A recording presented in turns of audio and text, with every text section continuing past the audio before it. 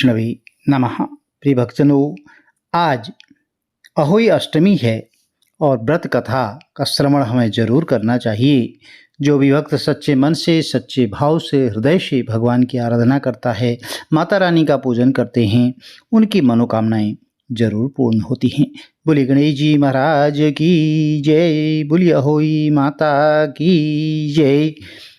चलिए कथा आरंभ करते हैं। प्राचीन काल में एक साहूकार था जिसके 7 बेटे और 7 बहुएं थी। इस साहूकार की एक बेटी भी थी जो दीपावली में ससुराल से मायके आई हुई थी। दीपावली पर घर को लीपने के लिए 7 बहुएं मिट्टी लाने जंगल में गई तो ननद भी उनके साथ चली गई और साहूकार की बेटी जहां मिट्टी की खुदाई कर रही थी, मिट्टी काट रही थी, उस स्थान पर स्याहू यानी कि शाही अपने साथ बेटों के साथ रहती थी। मिट्टी काटते हुए गलती से साहूकार की बेटी की खुरपी के चोट से स्याहू का एक बच्चा मर गया। तो इस पर क्रोधित होकर के स्याहू बोली, मैं तुम्हारी कोख बांध दूंगी। तो स्याहू के वचन सुनकर के साहूकार की बेटी अपनी 7 भाइयों से एक एक कर विनती करती हैं कि वह उसके बदले अपनी कोख बंधवा लें। तो सबसे छोटी भाभी ननद के बदले अपनी कोख बंधवाने के लिए तैयार हो जाती है। इसके बाद छोटी भाभी के जो भी बच्चे होते हैं वे 7 दिन बाद ही मर जाते हैं और 7 पुत्रों की इस प्रकार मृत्यु होने के बाद उसने पंडित जी को बुलवाकर इसका कारण पूछा। तो पंडित जी ने सुरही गाय की सेवा करने की सलाह दी। तो सुरही गाय की सेवा से प्रसन्न होती हैं और उसे स्याहू के पास ले जाती है। रास्ते में थक जाने पर दोनों आराम करने लगते हैं। अचानक साहूकार की छोटी बहू की एक नज़र एक ओर जाती है। वह देखती है कि एक सांप गरुड़ पंखिनी के बच्चे को डसने जा रहा है और वह सांप को मार देती है। इतने में गरुड़ पंखिनी वहां आ जाती है और खून बिखरा हुआ देख करके उसे लगता है कि छोटी बहू ने उसके बच्चे को मार दिया है। इस पर वह छोटी बहू को चौंच मारना शुरू कर देती है। छोटी बहू इस पर कहती है कि उसने तो उसके बच्चे की जान बचाई है। गरुड़ पंखनी इस पर खुश होती है और सुरही सहित उन्हें स्याहू के पास पहुंचा देती है।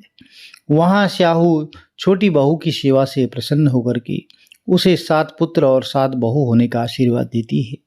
स्याहू के आशीर्वाद से छोटी बहू का घर पुत्र और पुत्र वधुओं से हरा भरा हो जाता है। प्रिय भक्तजनों, अहोई का एक अर्थ यह भी होता है कि अनहोनी को होने से बनाना और किसी अप्रिय अनहोनी से बचाना। तो जो भी भक्त अहोई माता की पूजा करते हैं, व्रत कथा श्रवण करते हैं, उनकी मनोकामनाएं जरूर पूर्ण होती हैं। यदि कथा आपको अच्छी लगी तो चैनल को लाइक करें, शेयर करें, सब्सक्राइब करें, साथ में बेल आइकन जरूर प्रेस कर दें जिससे कि आने वाली जो वीडियोज़ होंगी उनकी नोटिफिकेशन आपको ठीक समय पर मिल सकें। कुछ व्रत के नियम भी होते हैं। आप जैसे सूर्योदय से पहले स्नान करके स्वच्छ साफ वस्त्र धारण कर लेते हैं। ब्रज यह जो है अहोई अष्टमी का भी निर्जला रखा जाता है। इस दिन तारों को और कुछ क्षेत्रों में चंद्रमा को भी देख करके अर्घ्य देने की परंपरा है। आपकी जो कुल रीति है उसके अनुसार आप कार्य करें। आज के दिन गणेश जी की कथा भी हमें जरूर श्रवण करनी चाहिए।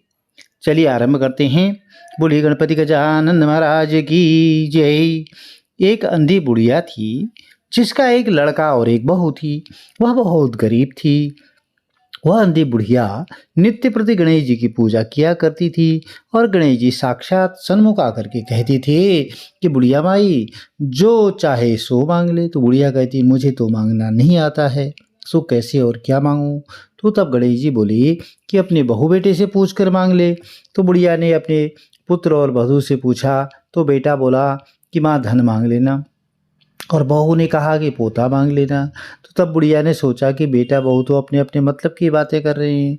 तो उस बुढ़िया ने पड़ोसियों से पूछा तो पड़ोसियों ने कहा, बुढ़िया तेरी थोड़ी सी जिंदगी है, क्यों मांगे धन और पोता, तू तो केवल अपने नेत्र मांग ले जिससे तेरी शेष जिंदगी सुखपूर्ण व्यतीत हो जाए। तो उस बुढ़िया ने बेटे बहू और पड़ोसियों की बात सुन करके घर में जा कर के सोचा जिससे बेटा बहू और मेरा सबका भला हो वह भी मांग लूँ और अपने मतलब की चीज़ भी मांग लेती हूँ। तो जब दूसरे दिन गणेश जी आए और बोले, बोल बुढ़िया क्या मांगती है? हमारा वचन है जो तू मांगेगी सो ही पाएगी। तो गणेश जी के वचन सुनकर बुढ़िया बोली, हे गणराज, यदि आप मुझ पर प्रसन्न हैं तो मुझे 9 करोड़ की माया दें, निरोगी काया दें, अमर सुहाग दें, आँखों में प्रकाश दें, नाती पोता दें और समस्त परिवार को सुख दें, अंत में मोक्ष दें।